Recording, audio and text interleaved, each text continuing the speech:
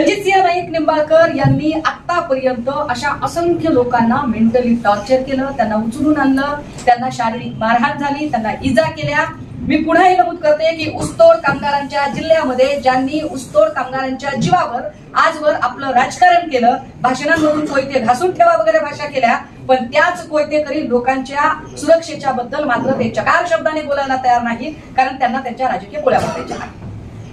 ज्या रणजितसिंह नाईक निंबाळकरांनी हे कामगार उचलून आणायचे, त्यांना मारहाण करायची आणि त्यांच्यावर पोलीस कंप्लेंट दाखल करायची। मोडस ऑपरेंडसी काय आहे? त्याला उचलून आणायचा, त्याला बेदम मारहाण करायची, तो अगदी